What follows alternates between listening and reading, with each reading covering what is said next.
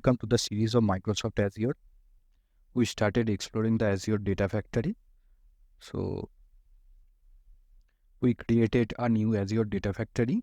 We created Azure DevOps organization and projects and set up code repository, Azure DevOps Git.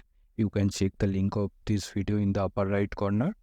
So in the previous video, we studied ETL as a service in ADF. So we will explore each process of ETL as a service, the ingest, control flow, data flow, schedule, monitor with hands-on example from ADF in later video. But before that, we need to know brief details about the components of each processes. So we already seen Azure blob storage. So we started with the ingest process. We have the scenario to create pipelines. So it has some components to create the ADF pipeline of ingest process. We have the components like the link service data sets and copy data activity. So today I will introduce the link service, dataset and ADF pipeline. So let's get started. So Azure Link Service, in the context of the Azure Data Factory, a link service is a configuration object that defines the connection informations to an external data source or the computer service. It acts as a bridge between your data factory and the external resource, allowing ADF to interact with and move data to or from that resource. Link services are essential for establish connection to various data sources and destinations within your data workflows. So if I talk about the key features and aspects of the link service, we have the connection information. A link service holds the details required to connect to an external service, such as the connection string, authentication credentials, and other settings specific to the connected resource.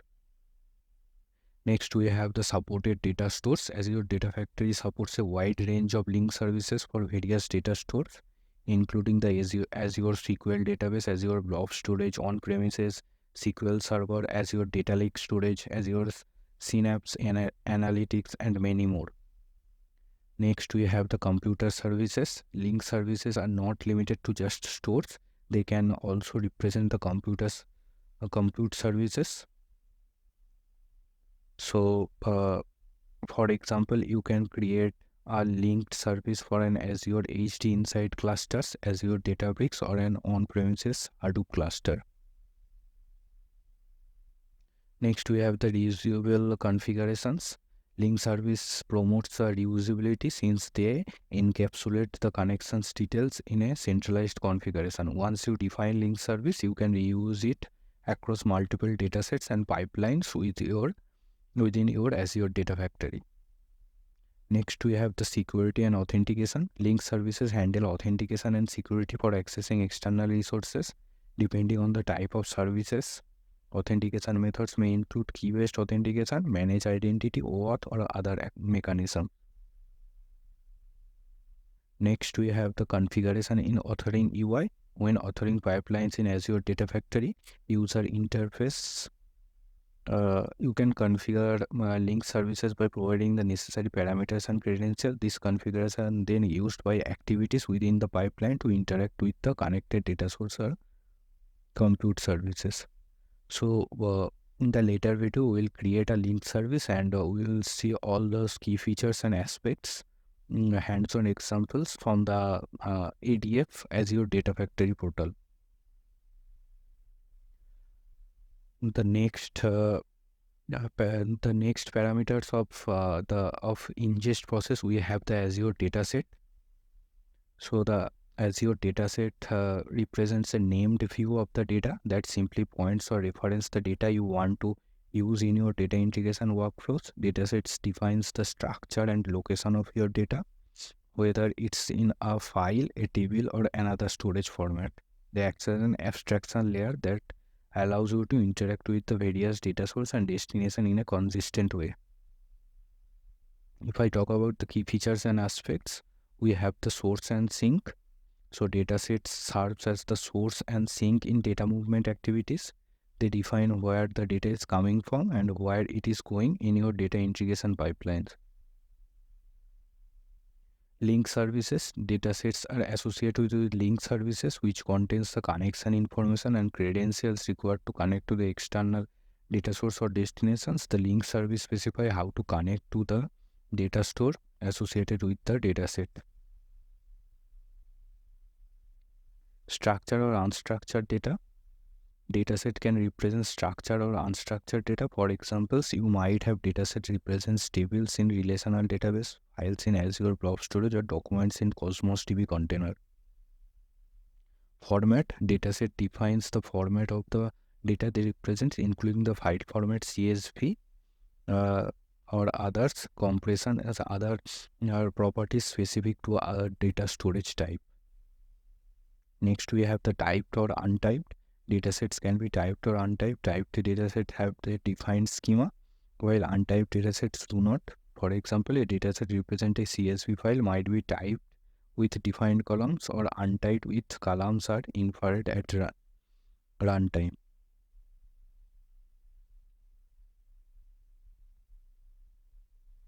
Next, key features and aspects, we have the dynamic mapping. So the dynamic mapping particularly those data sets which are associated with the data lakes or the storage systems like the Azure Blob Storage support dynamic mapping. This means that the structure of the data is not predefined and can vary from file to file. Next, we have the use in data movement and the data transformation activities. Datasets are used in various ADF activities such as the data movement activities, copy data, and the data transformation activities, data flow. They define the input and output for those activities. Next, we have the metadata for the data flow. In the data flow activities, datasets also play a role in defining the metadata for your data transformation. The data flow uses the metadata from the source and sink dataset to guide the transformation logic. And at last, we have the parameterization. Dataset can be parameterized, allowing you to dynamically configure dataset properties at runtime. This is useful for scenarios where you want to reuse the same pipelines with different dataset or configuration. So first, I will introduce the pipeline. What is the ADF pipeline and their key features and aspects, and then I will introduce the components. So the ADF pipeline. The ADF pipeline is a logical grouping of activities that together perform a task. It represents a workflow that orchestrates the execution of series of data-driven tasks in a specified order. A pipeline defines the sequence, dependencies, and parameters of activities to ensure that they run efficiently and produce the desired outcome. And if I talk about the key features and aspects of the Azure Data Factory pipeline, first we have the logical workflow. A pipeline is a logical representation of a workflow. It doesn't store data but rather defines the sequence of data-driven activities to be performed. Next, we have the activities. Activities are the building blocks within a pipeline. They represent a unit of work such as the data movement, data transformation, or the data analysis. Example inputs the copy data activity, data flow activity, HG Insight, Spark job activity, etc. Next, we have the dependencies. Pipelines can have the dependencies between activities, ensuring that they are executed in the correct order. For example, you might need to move data from source to a destination before performing a data transformation. Next, we have the parameters. Pipeline can have parameters that allows to make your pipeline dynamic and reusable. Parameters enable you to pass values into your pipeline when it is triggered, allowing for flexibility in configuration. Next, we have the triggers. Pipelines can be triggered to run based on a defined schedule in response to an event or manually.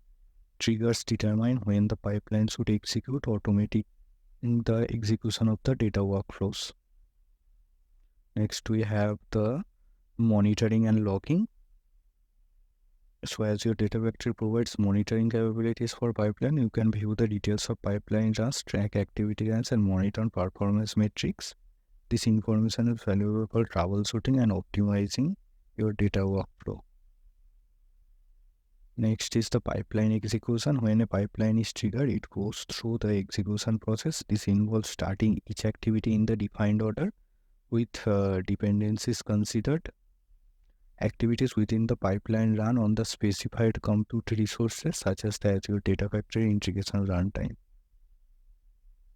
The data movement and transformations.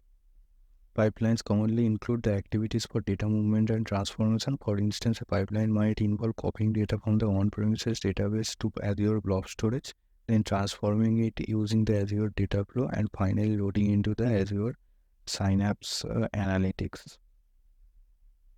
Error handling. Pipelines can include error handling mechanism to manage failure gracefully. Activities can be confirmed to retry on failure, and you can implement custom error handling logic within your pipeline. Next, we have the integrations with link service. Pipeline integrate with link services, which are configurations that define the connection information to external data source or compute services. Link services are usually while activities within the pipeline to connect to and interact with the data stores. So we will create the pipeline in the next video by using those features and aspects, and by using the components we discussed.